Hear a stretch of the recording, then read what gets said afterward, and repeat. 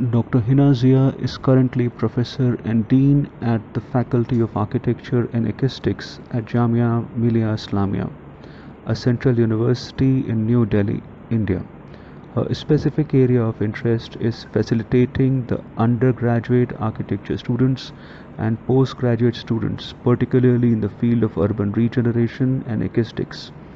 Explore the interface of ecology, economics, and development, and build their capacities to look for alternative approaches while working on solutions through their studio exercises on resilience building.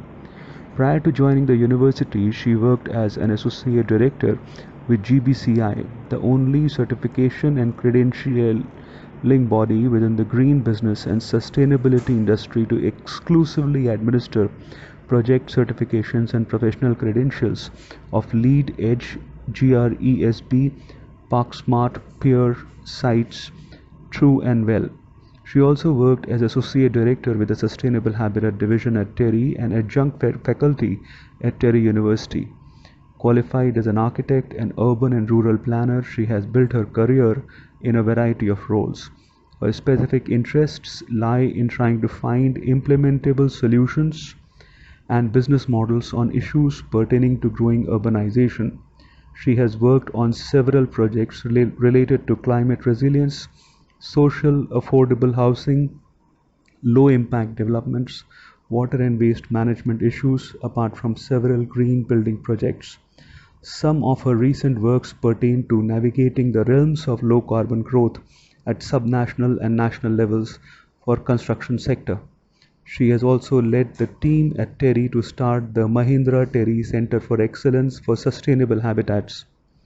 In her over 20 years of experience, she has had the opportunity to work at both macro and micro scales, from policy making to actual implementation and monitoring of strategies impacts to achieve contextual resource efficiency. She has the experience of projects of working both on national and international projects, often requiring cross-disciplinary understanding. She also enjoys writing papers, referee journals and books, and has a flair for quantitative analysis to see the impact of policy changes in mid, long term at different scales. She has developed curriculum courses and interaction training for practitioners and students. She has worked on several cross-cutting areas and programs which looked at GHG inventory preparation, mitigation action plans, water and waste management, green infrastructure, energy supply and demand side management, financial promotional programs to promote energy efficiency homes, guidelines for human settlements, integration of resource efficiency in national building codes, policy interventions, institutional implementation structures, and actual implementation of projects attempting green building rating compliance. She has authored and contributed to several books and publications in the domain of sustainable built environment. She is widely traveled and has lectured in several national and international seminars and conferences. I welcome Professor Hina Zia.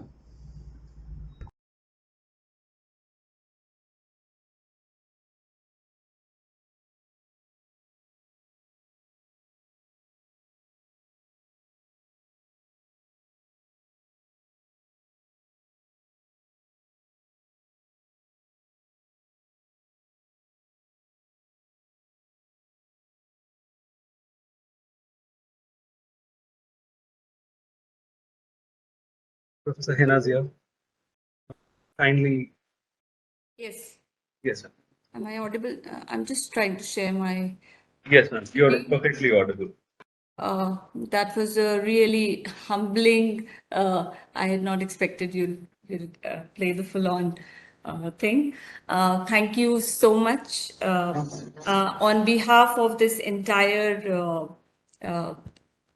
On behalf of this entire team, a very, very collaborative team, which is a proud moment personally for me as well, seeing this humongous momentum of enthusiasm, collaboration, supporting each other. The kind of research grid which UBCT has created is a lesson for all of us, I would say, on a personal note.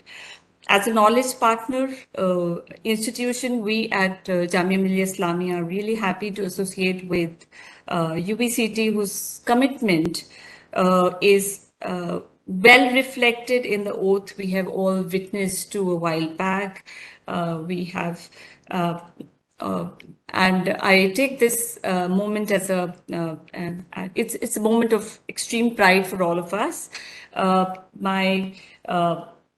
very good morning, afternoon, evening, depending on whichever part of the globe the audience and the distinguished speakers have joined us from. Truly a matter of great honor, and I'm just saying these words of gratitude and welcome on behalf of this entire consortium, which represents government institutions, Council of Architecture, NIUA, universities from here in India and abroad, research institutions under the broad umbrella of UBCT.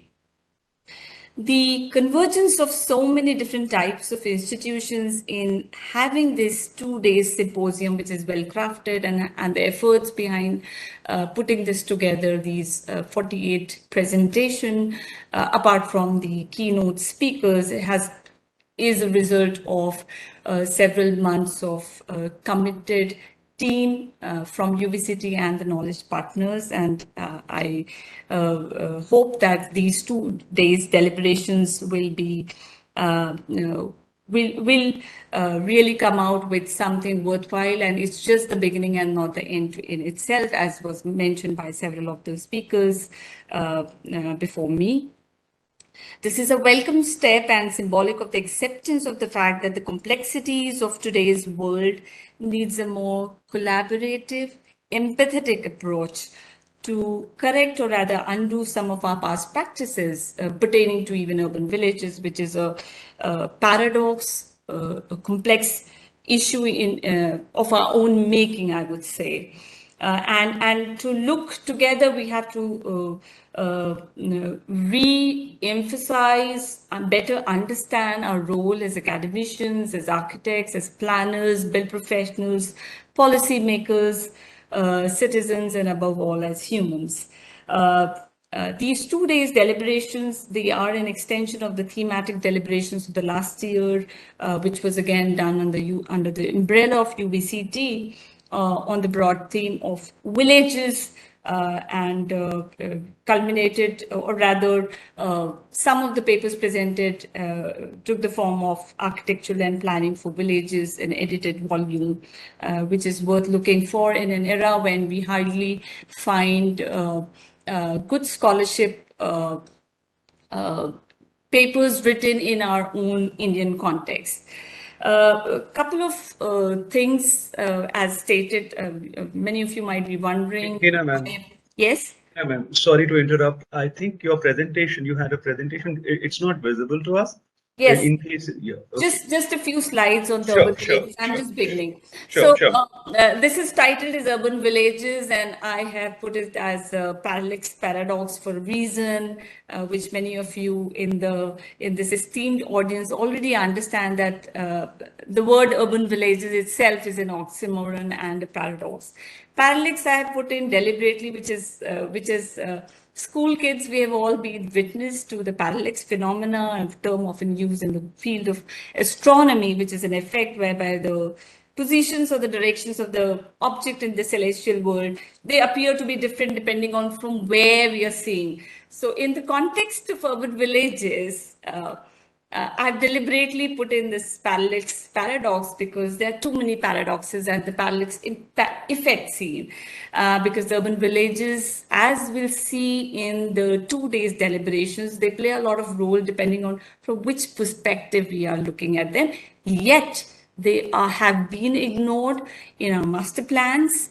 The last thing, if we take example from the capital city itself, in spite of notifications of 135 villages out of the 300 plus odd villages, it's more of a very, very capital-centric approach we have used so far. So there are too many paradoxes, and I'm just playing out certain questions which I'm sure the two-day deliberations will reflect through different case studies presented by scholarship and by keynote speakers from different organizations. Paradoxes in the word itself in terms of urban villages. Questions again come, do urban villages are same as villages or they're very different? Do all kinds of villages from the built environment perspective get the same attention as our urban counterparts? So for a long time, I would say the deliberations had been that, yes, put the cities at the center, left, right, and center, and therefore we are fortunate to have an exclusive SDG 11 on cities, but that doesn't mean, it still means that more than 50% is now urbanized. It doesn't mean that rest of the 50% is non-urbanized and has to be left behind. What's common about urban villages, I think, during the 2 days deliberations throughout this symposium, will come across representations from different parts of the country, and even within the NCR and Delhi, you'll find there are certain commonalities and there are certain differences and different contexts as well. And then very importantly, what should be the role of academia, these critical organizations like Council of Architecture, NIUA, and policymakers. So this really needs, the role of symposiums and conferences is not just limited to having just familiarizing our students and would-be professionals to this complex world of urban villages and villages, but more importantly, how do we put the practices and avoid certain mistakes of the past and future-proof our urban villages given the new threat of posed by climate change itself. The extreme events is visible to all of us, and urban villages are in many instances worst affected because they are already suffering from so many stresses. Another thought which I took the liberty of presenting here is just an idea about should we really think about putting a different kind of a model, which comes from commons thinking versus the capitalocentric privatization, which is very symbolic of the today's urban centers all across the globe, including our own context.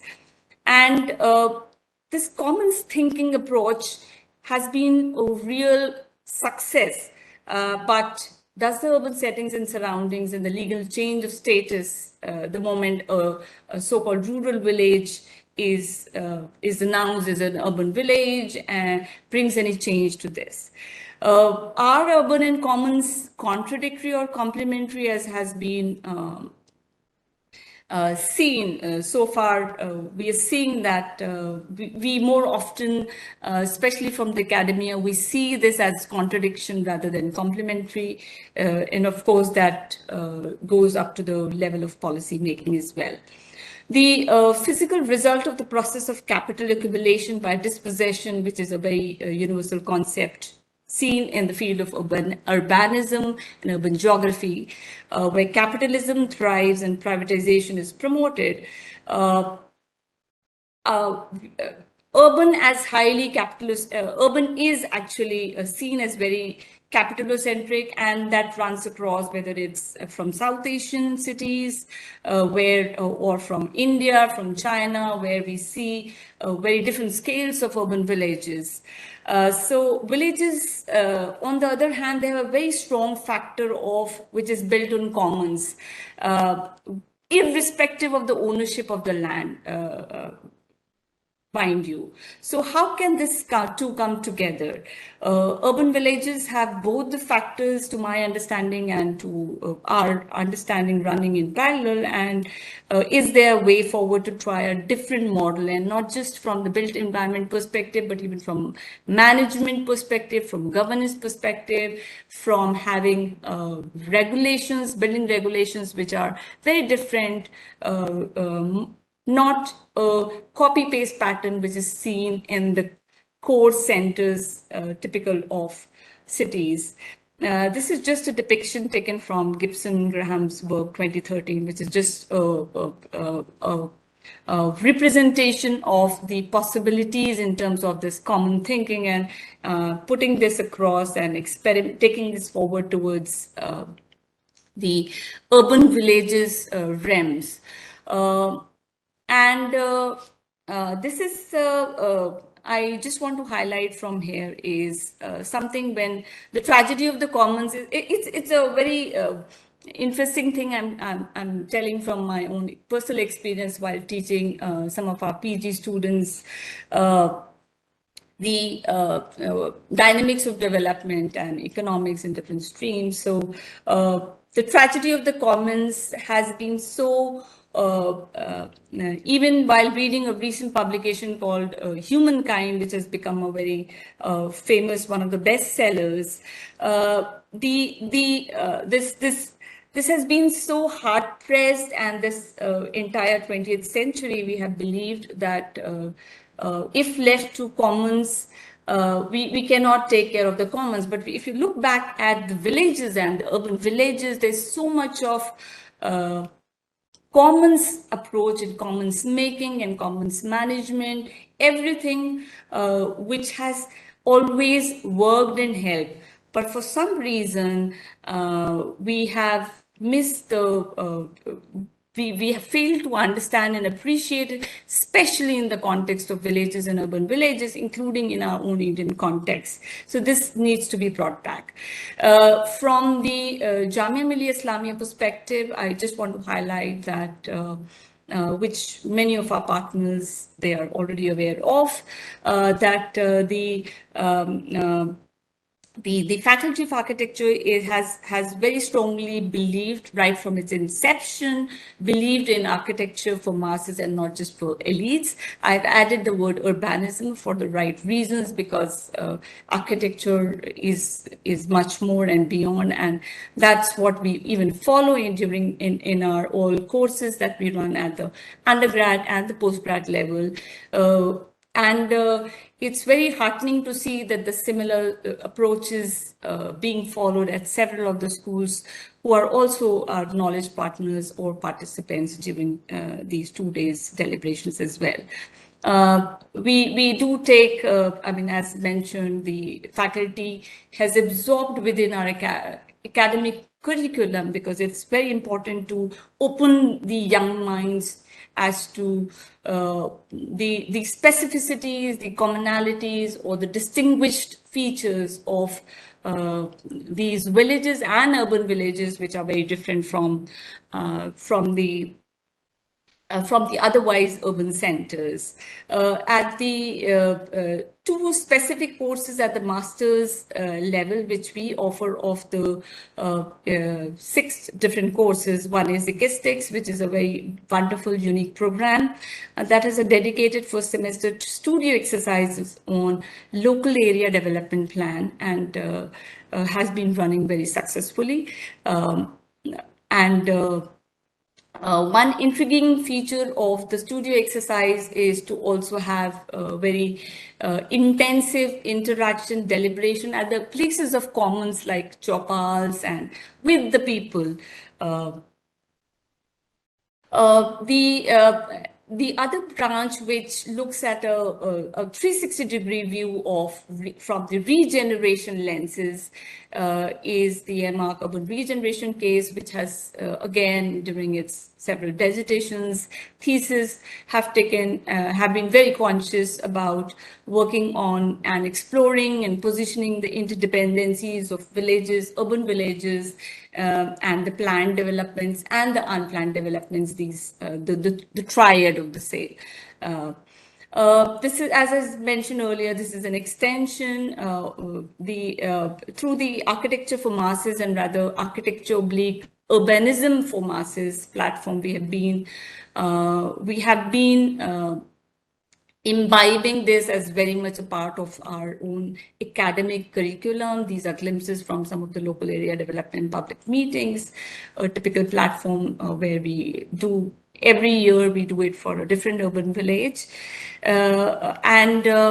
I'm so excited and happy, and I've highlighted that this convergence of these so many institutions under the broad umbrella of UBCT is a very welcome symbolic step for more collaboration, cooperation, because I don't think we can, in individual silos, we can solve today's complex problems. So there is a need for more collaboration, more cooperation, a more empathetic perspective for taking the right steps, correcting our course of action if something needs to be done. So that cannot we cannot keep on working in silos.